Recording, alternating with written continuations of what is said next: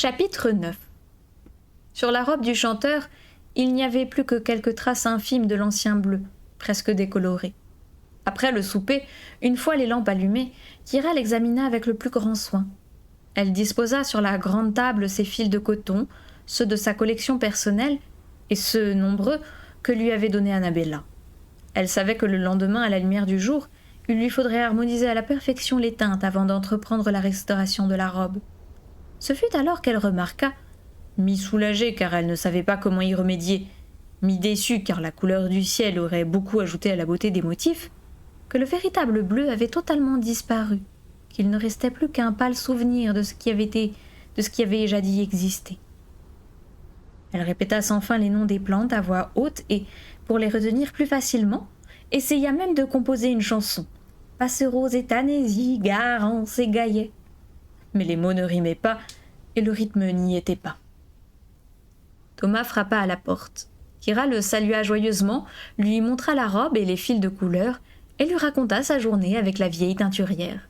« Je n'arrive plus à me rappeler tous les noms, dit-elle, mais l'idée m'est venue de retourner demain matin sur l'emplacement de mon vieux cotte. Peut-être y trouverai-je les plantes que ma mère utilisait pour les couleurs. Si je les vois, alors leurs noms me diront quelque chose. J'espère seulement que Vandara... » Elle s'interrompit. Elle n'avait jamais parlé au jeune sculpteur de son ennemi juré, et le seul fait de prononcer le nom Vandara l'emplissait de crainte. « La femme à la cicatrice ?» demanda Thomas. Kira fit signe que oui. « Tu la connais ?» Il secoua la tête. « Non, mais je sais qui c'est. Tout le monde le sait. » Il prit sur la table un écheveau de coton rouge sombre. « Comment la teinturière a-t-elle obtenu cette teinte ?» demanda-t-il avec curiosité. La jeune fille réfléchit. « Garance pour le rouge. « Garance !» s'exclama-t-elle. « Juste les racines. »« Garance !» répéta-t-il. Il eut alors une inspiration. « Je pourrais noter les noms pour toi, Kira. Cela te permettrait de les retenir plus facilement. »« Tu sais écrire et lire ?»« Oui, j'ai appris quand j'étais petit. Les garçons ont la possibilité, du moins ceux qui sont sélectionnés. Et quelquefois, dans mon travail de sculpteur, j'ai affaire à des mots. Mais moi, je ne sais pas. Alors même si tu m'écrivais les mots, je ne saurais pas les lire. Et puis, c'est interdit aux filles d'apprendre. Je pourrais au moins t'aider à les retenir. Je les noterais par écrit et je pourrais te les dire. Je suis sûre que ça t'aiderait. » Kira se rendit à ses raisons.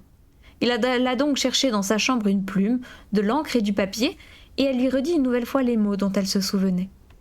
À la lumière vacillante des lampes, elle le regarda consigner soigneusement tous ces mots. Elle vit comment les lignes droites et les lignes courbes, en se combinant, finissaient par former des sons qu'il pouvait ensuite lui répéter. Lorsqu'il lut à voix haute « millepertuis », le doigt posé sur le mot, elle nota que c'était un long mot avec des lignes droites, pareilles à de hautes tiges. Vite, elle détourna les yeux dans sa crainte de l'apprendre et d'être ainsi coupable d'avoir enfreint une sévère interdiction. Mais elle n'avait pu s'empêcher de sourire en le voyant, en voyant comment la plume traçait des formes et comment ces formes racontaient une histoire, celle d'un nom. Le lendemain, de très bonne heure, après avoir expédié son petit déjeuner, Kira se rendit sur l'ancien emplacement du jardin de couleur de sa mère. C'était le lever du soleil et il y avait encore bien peu de gens debout à vaquer à leurs occupations. Kira avait vaguement espéré rencontrer Matt et Branche, mais les chemins étaient presque tous déserts et le village encore assoupi. On entendait bien des poulets glousser doucement et, ici ou là, un minot pleurer, mais le tintamarre de la vie quotidienne était encore loin. Comme elle approchait, elle vit l'enclos, déjà à moitié construit. En quelques jours à peine, les femmes avaient rassemblé des buissons d'épines et en avaient entouré les décombres du cotte où Kira avait grandi. Le terrain ainsi délimité n'était encore que cendres et gravats. Mais très bientôt, la haie d'épineux qu'elles étaient en train de dresser le clôturerait complètement. Sans doute les femmes avaient-elles l'intention de fourrer minous et poulets à l'intérieur de cette enceinte. Il y aurait des bouts de bois pointus et des tessons de poterie aux arêtes vives. Cette vision arracha un soupir à la jeune fille. Les minots se couperaient et s'écorcheraient donc avec les débris de son propre passé, et elle n'avait pas le pouvoir d'empêcher cela. Vivre comme une ombre ? Non, putain, pardon. J'ai du mal aujourd'hui. C'est pas sonore, je suis désolée. Vive comme une ombre, elle dépassa la cabane en ruine et se faufila le long de la clôture inachevée pour se retrouver devant le vestige du jardin des couleurs de sa mère, à la lisière de la forêt. Le potager avait été mis à sac, mais le petit jardin de fleurs était toujours là, bien qu'en piètre état, avec ses plantes toutes piétinées. Il était clair que les femmes, entraînant leurs buissons d'épines, l'avaient tout simplement traversé. Les fleurs n'en continuaient pas moins à s'épanouir, et Kira fut impressionnée de voir qu'au plus fort de la destruction, la vie palpitait encore, luttant de toutes ses forces pour se développer. Elle dit tout bas, pour elle-même, les noms des plantes, ce dont elle se souvenait, et cueillit tout ce qu'elle put, de quoi remplir le morceau d'étoffe qu'elle avait apporté. Annabella lui avait dit que la plupart des feuilles et des fleurs pouvaient être séchées et utilisées plus tard. Quelques-unes, pourtant, comme le fenouil mordoré, ne devaient être employées que fraîches. Telles avaient été les recommandations d'Annabella qui avait ajouté « On peut aussi le manger ». Kira le laissa donc où il était, se demandant si les femmes savaient qu'il était comestible. Tout près, un chien aboya. On commençait à entendre les premières criailleries. Une femme houspillée par son homme, un minot à qui on flanquait une raclée. Le village s'éveillait, la routine reprenait. Il était temps de partir.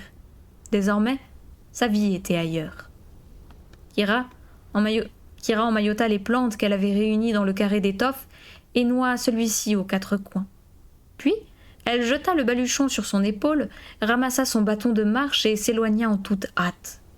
Sur un chemin de traverse, à l'écart de la rue centrale du village, elle aperçut Vandara et détourna les yeux. « Hé, Kira !» lui cria la femme d'un ton méprisant et sarcastique. « Ta nouvelle vie, elle te plaît bien ?» À la question succéda un rire strident. Vite, Kira obliqua pour éviter un face-à-face, mais le souvenir de la question fielleuse et doucereuse de la femme ne la quitta pas du tout le chemin du retour. « J'aurais besoin d'un terrain où planter un jardin de couleurs, » dit-elle non sans hésitation à Jamison quelques jours plus tard, « et d'une pièce bien aérée pour faire sécher les plantes, et aussi d'un endroit où faire du feu et de pots pour teindre. » Elle réfléchit encore un peu avant d'ajouter « et d'eau. » Il dit qu'on lui fournirait tout ce dont elle avait besoin. Il venait chaque soir lui rendre visite pour évaluer son travail de la journée et demander si elle ne manquait de rien. Il semblait étrange à Kira de voir exaucer toutes les requêtes qu'elle pouvait présenter. Mais Thomas disait qu'il en était toujours ainsi. Il pouvait demander n'importe quel bois, frêne, érable, noyer ou encore bois de cœur. Il le lui apportait. En outre, il lui avait donné tous les outils possibles et inimaginables, des outils dont certains lui étaient parfaitement inconnus jusque-là.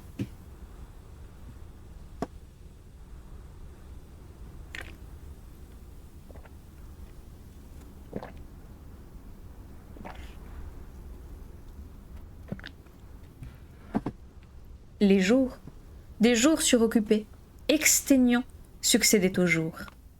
Un matin, comme Kira se préparait à partir pour la masure de la teinturière, Thomas entra dans sa chambre. « Est-ce que tu as entendu quelque chose la nuit dernière ?» lui demanda-t-il d'un ton mal assuré. « Un bruit, par exemple, qui t'aurait réveillé ?»« Non, » répondit Kira après avoir réfléchi. « J'ai dormi profondément. Pourquoi ?» Il semblait embarrassé, comme s'il essayait de se rappeler quelque chose. « J'ai cru entendre un bruit. On aurait dit un enfant qui pleurait. Cela m'a réveillée. Enfin, je l'ai cru, mais peut-être n'était-ce qu'un rêve.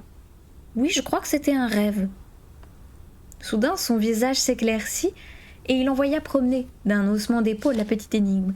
« J'ai fabriqué quelque chose pour toi, » lui dit-il. « J'y ai travaillé le matin de très bonne heure avant de commencer mon travail régulier. » « Qu'est-ce que c'est au juste, ton travail régulier ? Le mien, c'est la robe, bien sûr. Mais toi, qu'est-ce qu'ils t'ont donné à faire ? Le bâton du chanteur. C'est un antique bâton et ses mains, et celles des autres chanteurs avant lui, je présume, ont usé les sculptures. Aussi doit-il être entièrement resculpté. Le travail est difficile, mais important. Le chanteur utilise les reliefs du bâton pour se repérer et se rappeler les différents cycles du chant. Mais toute la partie supérieure du bâton est lisse. Un jour ou l'autre, je la sculpterai pour la première fois en créant mes propres motifs. » Il rit. « En réalité, ce ne seront pas les miens. Ils me diront ce qu'il faut mettre à cet endroit. »« Tiens. » Timidement, Thomas fouilla dans sa poche et tendit à Kira son cadeau. C'était une petite boîte au couvercle étroitement ajusté. Le dessus et les parois étaient finement sculptés d'après les motifs des plantes qu'elle commençait à connaître. Elle examina la boîte avec ravissement. Elle y reconnaissait les grandes tiges de l'achillée et ses inflorescences bouclées serrées, au-dessus d'une base sculptée qui représentait, en relief, les feuilles sombres et aériennes de la plante. Kira sut immédiatement ce qu'elle allait mettre dans l'esquisse boîte. Le bout de tissu brodé qu'elle avait emporté le jour du procès et qui l'avait consolée un soir de solitude où elle l'avait tenu dans le creux de sa main avant de s'endormir. Il était caché au fond d'un des tiroirs contenant les fournitures. Elle ne l'emmenait plus avec elle, car elle craignait de le perdre pendant ses longues marches à travers bois et ses longues journées de travail harassant avec la teinturière. Cette fois, elle alla le chercher et le mit dans la boîte. Thomas observait attentivement. « C'est une jolie chose, » dit-il en voyant le petit tissu. Kira le caressa avant de refermer le couvercle. « Il me parle à sa façon, » confia-t-elle. « On dirait qu'il est vivant. » Elle sourit, embarrassée, consciente de dire là une chose bizarre, que Thomas ne comprendrait pas et qu'il trouverait même peut-être absurde. Mais Thomas hocha la tête. « Oui, je comprends, » dit-il à sa grande surprise. « J'ai un morceau de bois qui se comporte de la même façon. Je l'ai sculpté il y a longtemps, quand je n'étais encore qu'un minot. Et quelquefois je sens encore au bout de mes doigts le don que je possédais alors. Thomas se dirigea vers la sortie. « Que tu possédais alors ? Que tu n'as plus ? Le don est éphémère ?» Kira fut consternée à cette pensée, mais elle n'en dit rien à son amie. Bien qu'elle eût encore beaucoup à apprendre de la vieille teinturière, Kira se vit contrainte de réduire son temps d'apprentissage auprès d'Annabella, car il était urgent de commencer à travailler sur la robe du chanteur, et elle ne pouvait le faire qu'à la lumière du jour. Elle était maintenant enchantée de la salle de bain carrelée qui lui avait causé tant d'embarras les premiers jours. Grâce à l'eau chaude et au savon, elle pouvait ôter les taches de peinture, et il était bien entendu capital d'avoir les mains propres pour toucher la robe. Elle avait toujours son petit métier à broder, celui que Matt avait sauvé de l'incendie, mais elle n'en avait plus besoin. Parmi le matériel qu'on lui avait fourni, il y avait un beau métier tout neuf, monté sur de robustes pieds en bois et qui se dépliait. Aussi n'était-elle plus obligée de le tenir sur ses genoux. Elle l'installait près de la fenêtre et travaillait assise sur une chaise à côté de lui. Elle déploya la robe sur la grande table pour l'examiner avec soin et choisir l'endroit par où elle allait commencer son travail. Pour la première fois, Kira entrevoyait l'immensité d'où montait le chant du chanteur. L'histoire tout entière du peuple dont l'apogée était l'épisode terrifiant de la catastrophe, étant représentée dans son infime complexité sur les plis imposants de la robe. Kira voyait la mer d'un vert très pâle et, dans ses profondeurs, des poissons de toutes espèces, parfois énormes, plus gros que des hommes, plus gros que 10 hommes ensemble. Puis, imperceptiblement, la mer disparaissait pour laisser place à de vastes terres peuplées d'animaux inconnus, de hautes prairies d'herbes fauves où paissaient de puissantes créatures. Tout cela ne représentait qu'un minuscule coin de la robe du chanteur. En la parcourant des yeux, Kira remarqua que, loin de la mer pâle, près des terres à pâturage, avait surgi une autre terre, et que sur cette terre des hommes étaient apparus. À très petits points, l'artiste avait esquissé des silhouettes de chasseurs armés de lances et d'épieux et usés, nota la jeune fille, de points de nœuds rouges pour figurer le sang des hommes blessés et emportés par les bêtes. Mais cette scène avait eu lieu longtemps avant son père, longtemps avant les plus lointains ancêtres de son peuple. Les hommes tués et criblés de points de nœuds rouges n'occupaient qu'une partie infinitésimale de la robe, battement de paupières de l'histoire, instant désormais englouti pour ressurgir une fois par an lors du chant rituel.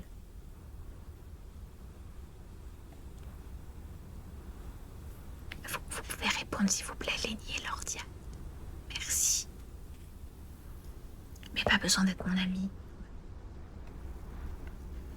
Comme elle regardait la robe et la lissait avec sa main toute propre, Kira soupira, réalisa qu'il n'était pas raisonnable, faute de temps, de se plonger dans une telle contemplation.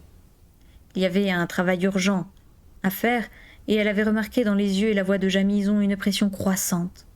Il ne cessait d'entrer dans sa chambre pour vérifier tous les détails, s'assurer qu'elle était tout entière à son travail et ne laisserait rien au hasard. Normalement, tu le trouves en tapant dans la barre de recherche. Kira avait repéré sur la manche un endroit qui nécessitait une réparation sérieuse. Elle introduisit cette partie de la robe dans le cadre du métier pour la maintenir bien tendue. Puis, très soigneusement, elle coupa les fils rompus à l'aide de délicats ciseaux qu'on lui avait fournis. Il y avait une petite tache sur une fleur savamment brodée dans différentes nuances d'or.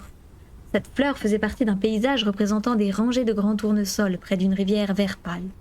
Il y a très longtemps, quelqu'un, un très habile artisan, un véritable artiste, avait réussi à donner vie à la rivière. Elle avait l'air de couler vraiment, en brodant de petites courbes blanches qui donnaient une illusion d'écume. On est dans la bibliothèque. Quel don merveilleux avait cet ancien brodeur, mais ses fils tachés avaient bien besoin d'être remplacés. Le travail n'avançait pas. Bien que ses doigts n'eussent pas le don quasi magique de ceux de Kira, Katrina, plus habile, plus expérimentée aussi, aurait été plus rapide. La jeune fille tint les nouveaux fils d'or dans la lumière de la fenêtre et, après avoir examiné les subtiles différences de teintes, choisit avec un œil sûr ceux qui convenaient.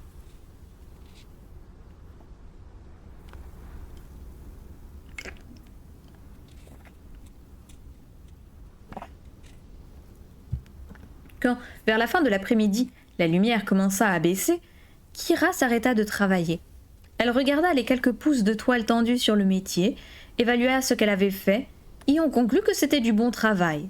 Sa mère aurait été contente. Jamison serait content. Elle espéra que le chanteur lui aussi serait satisfait lorsque le temps serait venu pour lui de revêtir la robe. Mais ses doigts lui faisaient mal. Elle les frotta en soupirant. Ce travail de restauration ne ressemblait en rien à ses propres travaux, ceux qu'elle avait réalisés sur de petits échantillons de tissu pendant toute son enfance. Il n'avait rien de commun avec le modeste ouvrage né spontanément entre ses mains, tandis qu'elle était assise au chevet de sa mère mourante. Elle voyait encore les fils se tordre et s'entrecroiser tout seuls, obéissant à des règles jamais apprises. Elle les voyait créer des motifs qu'elle n'avait jamais vus. Jamais alors ses mains ne connaissaient la fatigue. À la pensée de ce morceau de tissu si spécial, Kira alla droit à la boîte sculptée, le prit, le déplia et le fourra dans sa poche. C'était comme si un ami était venu lui rendre visite. Elle avait la même impression de chaleureuse intimité. C'était presque l'heure du souper. Kira recouvrit soigneusement la robe, toujours déployée sur la table, d'un grand tissu, puis, après avoir longé le corridor, frappa chez Thomas. Le jeune sculpteur terminait lui aussi son travail de la journée. Il était occupé à essuyer les lames de ses outils avant de les ranger. Le long bâton reposait en travers de la table, serré dans son étau. Thomas sourit en apercevant Kira. Depuis quelque temps, ils prenaient leur repas ensemble tous les soirs. « Écoute, » dit Thomas en désignant les fenêtres de sa chambre.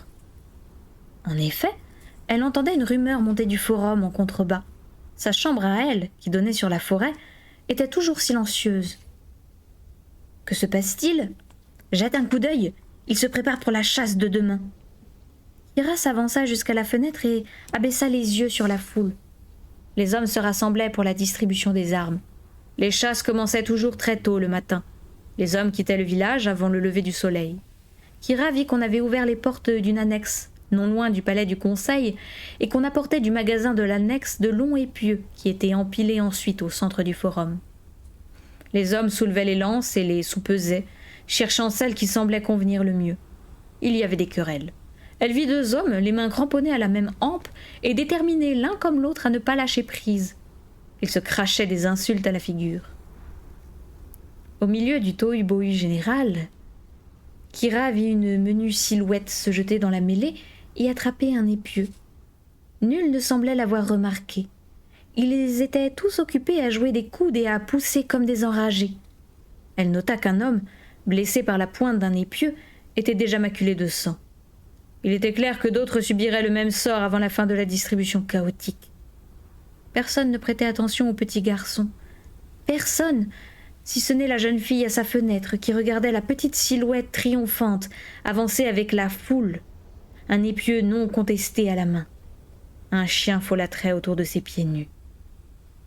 « Mais c'est Matt !» cria-t-elle épouvantée. « Ce n'est qu'un minot, Thomas. Il est bien trop jeune pour participer à la chasse. » Quand Thomas la rejoignit près de la fenêtre, elle lui désigna l'enfant et le chien. Il suivit la direction de son doigt et finit par découvrir Matt avec son épieu au milieu de la foule. Il eut un petit rire étouffé. « Quelquefois les minots font ça, » expliqua-t-il. « Les hommes n'y voient pas d'inconvénient. Ils les laissent suivre à la chasse. Mais c'est bien trop dangereux pour un minot, Thomas. »« Qu'est-ce que cela peut te faire ?» demanda Thomas sincèrement étonné. « Ce ne sont que des minots, après tout. Et des minots, de toute façon, il y en a déjà bien trop. »« Mais c'est mon ami !» Il sembla enfin comprendre. Elle vit son expression changer. Elle le vit abaisser des yeux soucieux sur le garçon. Celui-ci était maintenant entouré par la bande de petits garnements qu'on voyait souvent à son côté. Il l'admirait tandis qu'il brandissait l'épieu. Elle éprouva alors une douleur aiguë, quelque chose comme un élancement dans la hanche. Elle tendit la main pour la frotter dans l'espoir d'atténuer la douleur. Peut-être s'était-elle trop appuyée contre le rebord de la fenêtre. Sa main, mue comme par un instinct, se porta à sa poche. Elle se souvint qu'elle y avait mis le bout de tissu.